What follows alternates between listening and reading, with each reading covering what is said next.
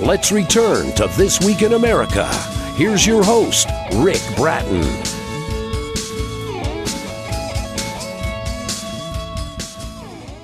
Welcome back, everybody, coast to coast, This Week in America.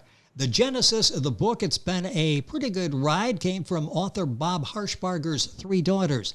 They had been subjected to numerous tales over the years about where the Harshbargers came from, the countless stories, mostly humorous, about their father growing up in a wheelchair. Bob's children encouraged him to write down some of these accounts along with some genealogical history, and the book began. Bob is a 73-year-old husband and dad who in 1948 was hit with polio at the age of 14 months. Initially totally paralyzed, he's now not walked since, confined to a wheelchair. He says it's been a terrific life, thanks to many blessings from God. He grew up on an Illinois farm, twice married, 4 children, master's degree in social work, worked 31 years in that capacity at Veterans Administration Medical Center, worked for 12 years as a radio disc jockey, including emceeing shows for country stars, retired now, living with his wife Beverly in Virginia, and Bob Harshbarger, author of It's Been a Pretty Good Ride, with us on This Week in America. Bob, welcome to the program. It's great to have you with us.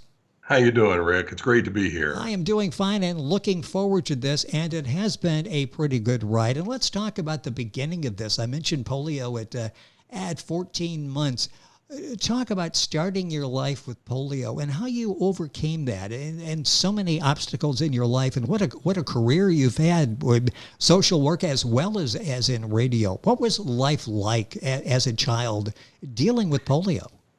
Well, right now we're dealing with COVID and that pandemic, and back then I have a sense now of what my parents must have gone through with that, and then I came down with it on vacation actually, and Wow. they took me to the hospital and they said, I think he's got it, and I ended up about a year and a half in a Springfield, Illinois hospital, and came out of there, started out totally paralyzed, but came out.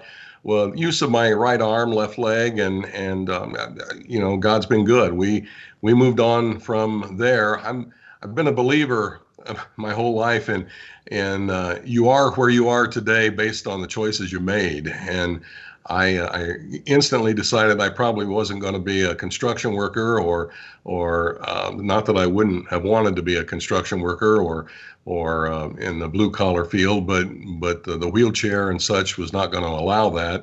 So I forced myself to go to college. I wasn't a big school fan, but I did that, and then had a pretty normal childhood all the way up. I think, as I mentioned in the book, there was an episode where I got knocked out one time in the 4th grade, and it was in the gym. We were chasing another kid in the gym, and little girl Dorothy Harshbarger was pushing me, and we were chasing Mike Carpenter. Well, Mike turned right and Dorothy turned right, but I kept going and hit my head on the gym floor out of the chair, and they picked me up, an upperclassman, and carried me back to my 4th grade desk and just poured me in my desk because I was still unconscious. And I woke up about 20 minutes, half hour later, and the teacher said, well, it's nice to have you back with us again, Bobby. And I'm thinking now there'd be a 911 call, parents would have been called, neck braces and backboards and all. It was back in the time, they didn't do that much in the early 50s. It's just kind of rub some dirt in it and move on. And you would have had 3 attorneys at your doorstep within a couple of hours right. to try to work this out with the school and settle outside of court. It's interesting. I mentioned the background on the book when the daughter said, Dad, you've got some great stories, but it really didn't start off as a book, as I understand, did it? You just sort of wrote down what had happened. How did the whole book thing actually come about? Because besides entertaining stories like that, there's really inspiration for people who, I was going to say, who have overcome challenges or have to, as you did, or just everybody. We all have challenges every day in our lives. How did it develop into a book?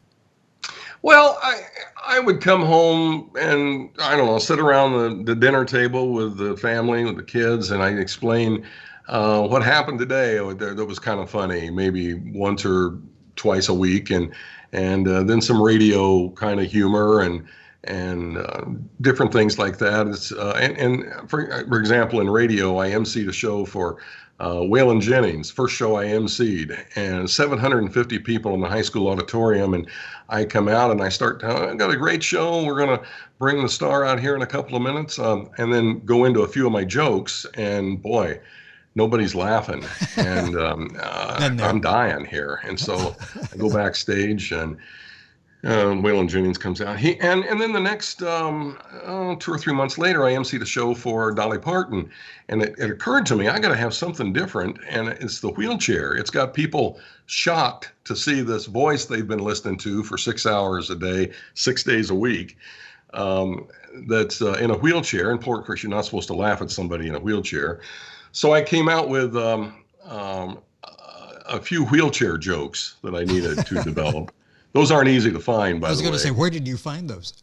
Well, there's a truly tasteless joke book that you can find in some of the bookstores, and I borrowed one or two from there.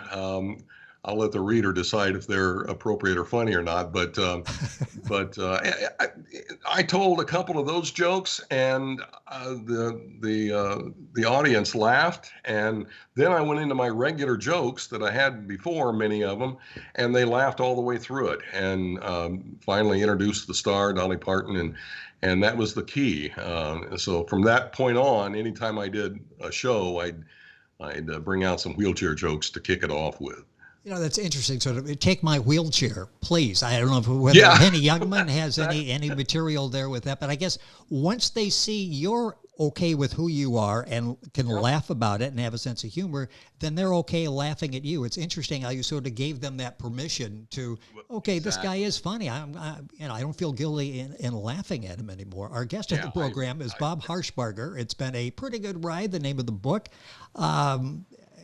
It's so interesting, the background. Let's go back to school when you decided to go to college, and you got degrees in radio, television, minor in psychology, and masters in social work. Talk about that. The interesting career blending radio, television with social work, and I guess radio, TV is a lot of social work in dealing with people in those situations. Talk about your inspiration to get involved in both of those aspects. Well, my first job out of college, I enjoyed psychology and I enjoyed journalism, and I kind of was drawn to the radio TV aspect of it. And so I got that degree, but it occurred to me I'm working at a radio station for, I don't know, 15, 20 bucks an hour, and this is not going to be a future. You're working 6 hours a day. That doesn't count the preparation time. Yes. 6 days a week. And I got to do something to make some money because I'm starting to have a family here. And I decided to go back to school and pursue a degree in social work. And I worked after I graduated, I worked at the VA Medical Center in Danville, Illinois, as a social worker. And it was an honor to give back a little bit of some of the fortune I've had with overcoming some of these obstacles, and to give back a little bit to the veterans that are serving our country. And I can't say enough about them, and it felt good, frankly. So I had fun at the radio job. I worked part-time then on weekends with the radio, and then full-time at the VA Medical Center. And then the last 4 years of my radio career, I was still working at the VA Medical Center, but I worked 4 hours in the morning on a morning shift, the drive time, as it were. So I'd show up at about 6. Well, the show started at 6. I guess I said 4, 3 hours.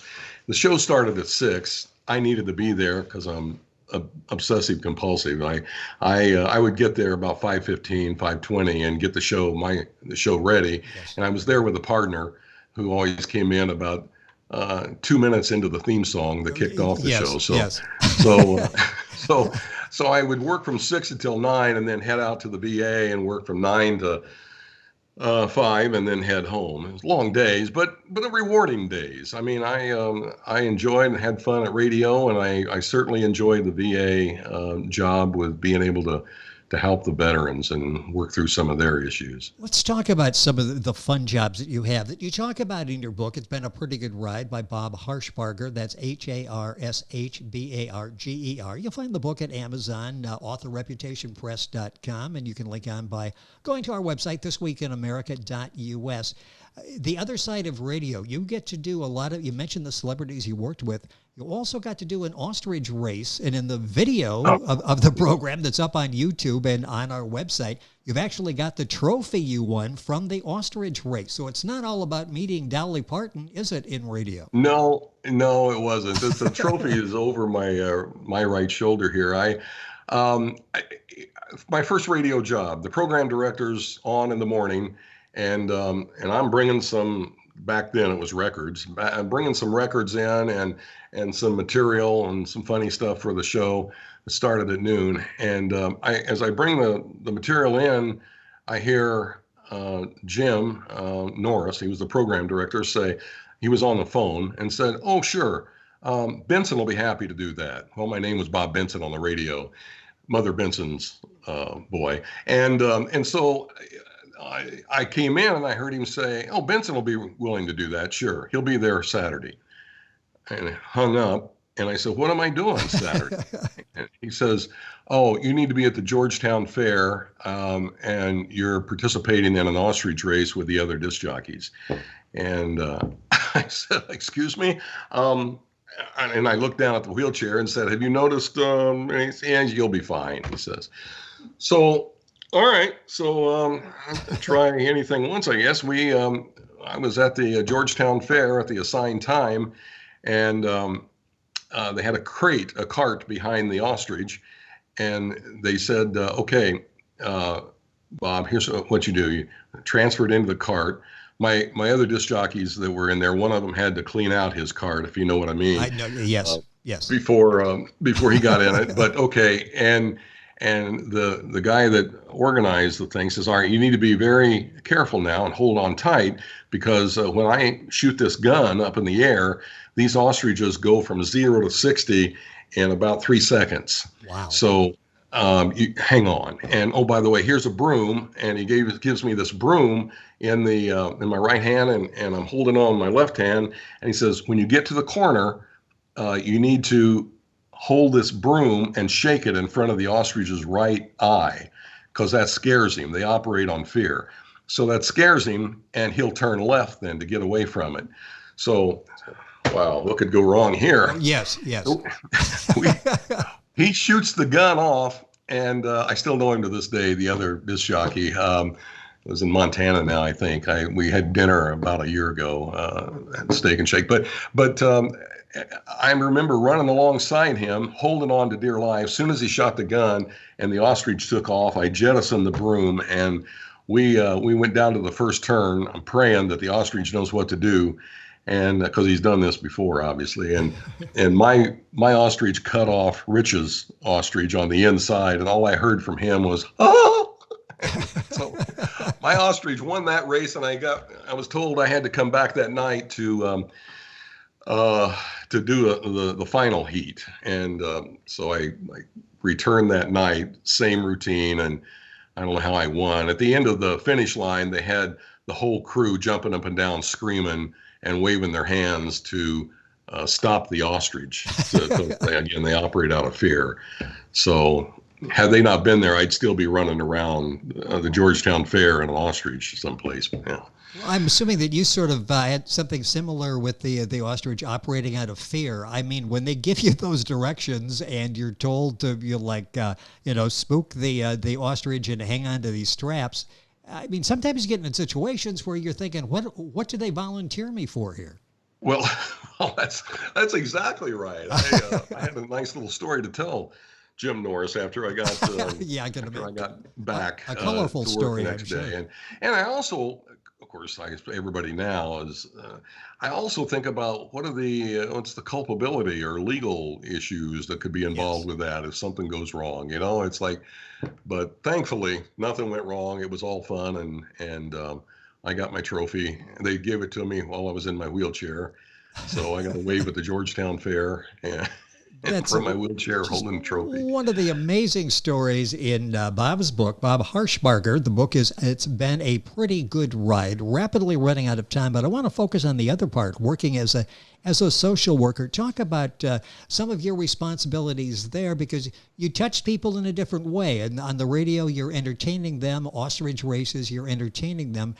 This is really a human touch you have in working with them on the social worker level. Talk about some of those experiences.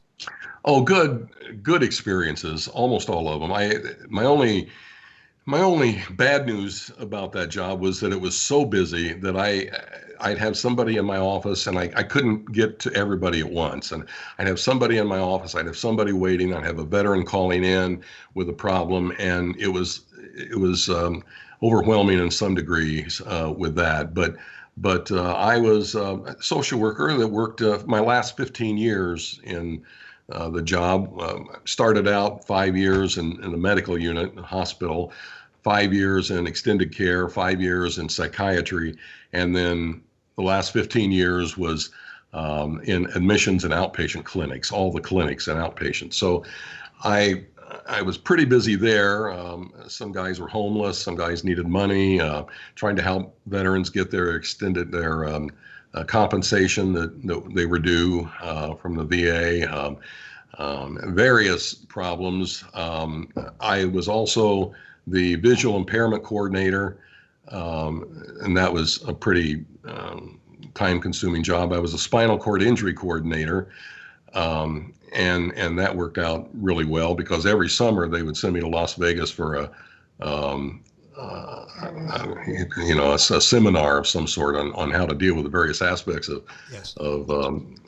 Spinal cord injury. I was prisoner of war coordinator. I was the lodger coordinator for veterans that came in and didn't have a place to stay, and they really needed something, and they weren't eligible to be admitted, and I'd arrange and screen them to make sure they were good for the lodger program in our facility. And very busy, very busy. I started to mention before, I tell some of these stories to my daughters and over dinner, and they finally said, "Dad, why don't you write something about that?" And so I wrote a couple of them down. For Christmas one time, they got me a software package that would encourage you to write a book and would ask you leading questions, so you could fill in the blanks. And I started out with that. It didn't work. I just went to Word, Microsoft Word, and wrote my book on my own. It's a fairly short book, but I think it's entertaining. Hopefully it's inspirational as well. Well, it's all of that, a number of emotions in the book. And working at the clinic, when you get a call that you had a client drive himself in, that would seem like, okay, that probably happens all the time. This wasn't a normal client that drove himself into the clinic, was it? No. I got a call. Of course, at 5 o'clock, the call comes in, and from down in the clinic, and the medical clinic. So I go down there, and the doctor says, "I've got I don't know what his name was, Mr. Jones here." And he drove himself in from Bloomington, probably an hour and a half drive from our facility. And he's blind. So is there some chance you could work with that? So I did. I went back. It's just kind of fly by the seat of your pants again, like the ostrich race. And Exactly. and I went back and talked to him, and very respectful, tried to be, and say, "Mr. Jones, I need to arrange somebody to drive you home. I can drive myself home. I drove myself here." Well, see, the problem with that is you're legally blind. Well, you can be blind in two different fashions. Like everybody knows already, your acuity it makes you blind. Yes. 2200 is what somebody could see at 200 feet, you would be 20 feet from. So that's 2200. If you're less than 2200, your acuity, you're legally blind. So, and that's with correction.